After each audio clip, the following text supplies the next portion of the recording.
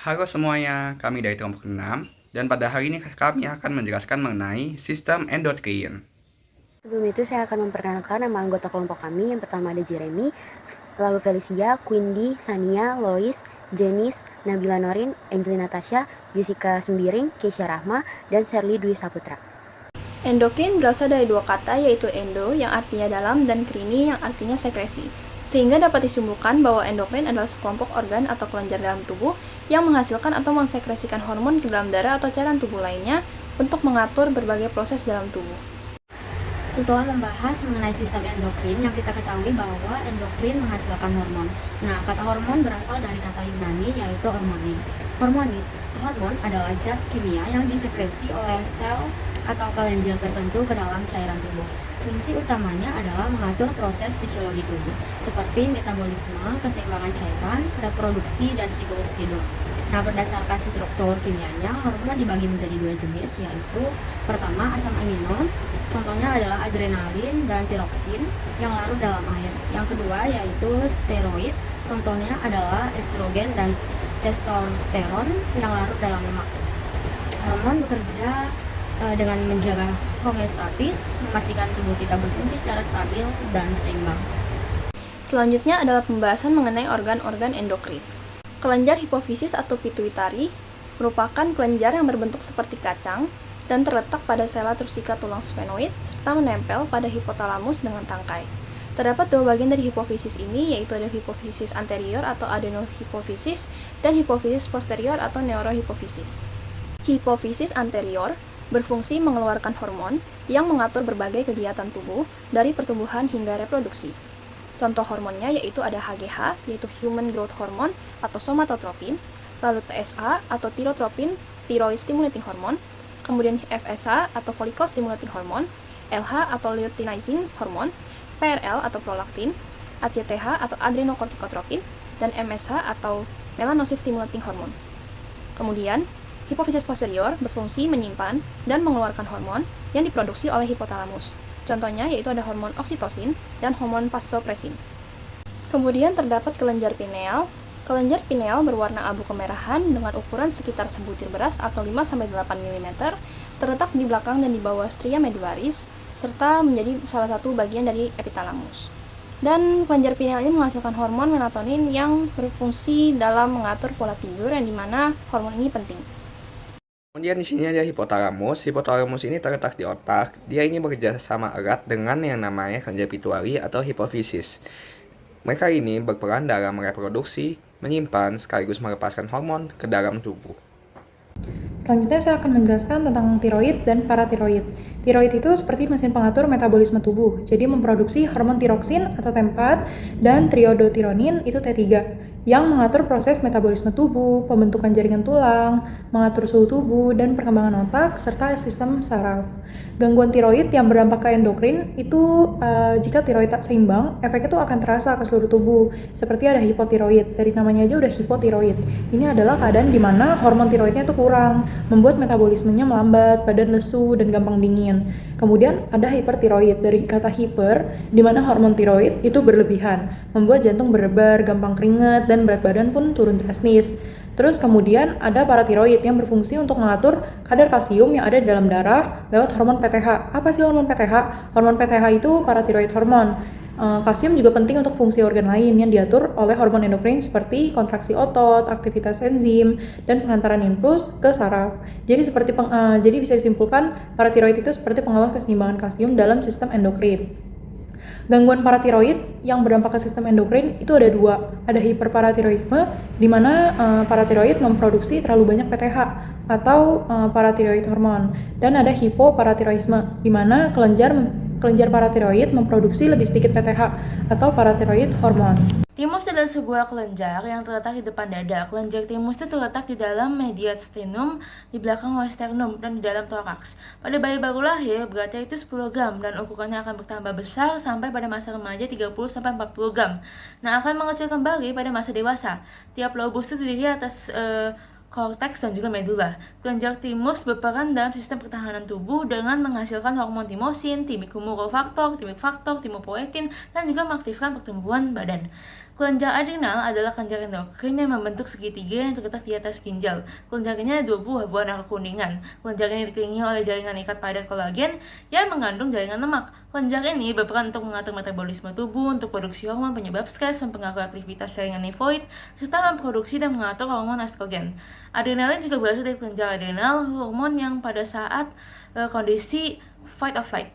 Lihat di sini ada kelenjar pankreas. Kelenjar pankreas ini menghasilkan 2 kelenjar, yaitu ada kelenjar endokrin dan juga eksotrin.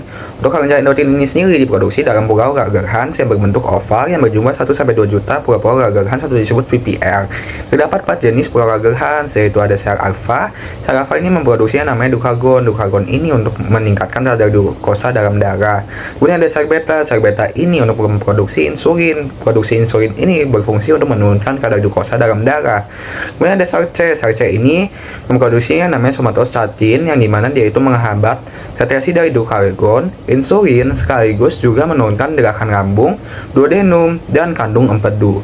Kemudian ada juga sel D. Sel D ini mengsekresikan pankreatik polipeptida. Bagaimana dengan eksotrin? Eksotrin ini berperan dalam sel asinar yang berfungsi untuk enzim pencernaan. Selanjutnya saya akan menjelaskan tentang gangguan sistem endokrin. Yang pertama ada diabetes mellitus, lalu ada hipertiroid dan hipotiroid, lalu ada Addison, ada sindrom Cushing, ada akromegali dan gigantisme, ada sindrom Cohn, ada sindrom polycystic ovarium atau PCOS, dan ada congenital adrenal hyperplasia. Apakah sistem saraf dan sistem endokrin itu sama? Mereka berdua tidaklah sama, namun mereka berdua memiliki kemiripan. Keduanya berperan dalam mengontrol dan memadukan satu sama lain.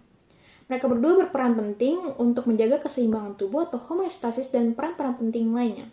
Nah, sistem saraf dihubungkan dengan neurotransmitter dan impuls saraf, sedangkan sistem endokrin dihubungkan dengan hormon. Nah, sistem saraf mengatur respon cepat terhadap rangsangan internal maupun eksternal. Contohnya ketika kita terkena panas, impuls saraf akan mengirimkan sinyal ke otak dan kita akan menarik tangan kita.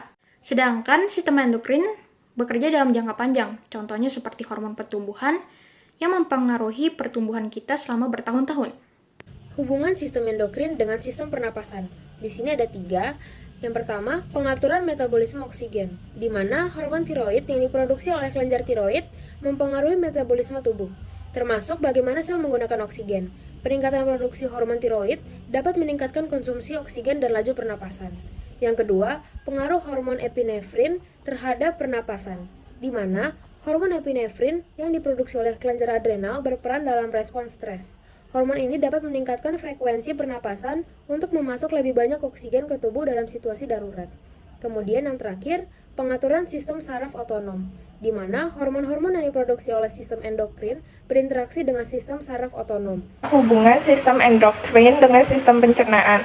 Sistem endokrin akan membantu proses metabolisme dan juga pencernaan makanan, dan juga akan berperan dalam mengatur fungsi pencernaan. Contoh-contoh hormonnya yang pertama ada insulin dan glukagon yang diproduksi oleh pankreas dan berperan dalam pengaturan kadar glukosa darah. Misalnya setelah kita makan, insulin akan membantu sel-sel tubuh kita untuk menyerap glukosa dan darah. Sementara glukagon akan meningkatkan kadar glukosa saat tubuh membutuhkan energi. Kemudian ada hormon gastrin yang diproduksi oleh lambung yang akan merangsang sekresi asam lambung dan enzim pencernaan. Kemudian ada sekretin dan kalsitonin yang diproduksi oleh usus kecil yang akan membantu dalam mencerna makanan. Kemudian di sini ada kaitan dari sistem endokrin dengan sistem kardiovaskuler. Apakah mereka saling berhubungan satu sama lain? Tentunya iya. Apa sih hormon yang berperan? Ada 3. Yang pertama itu hormon dari adrenalin dan juga noradrenalin yang diproduksi oleh kelenjar adrenal yang lebih tepatnya di medula adrenal.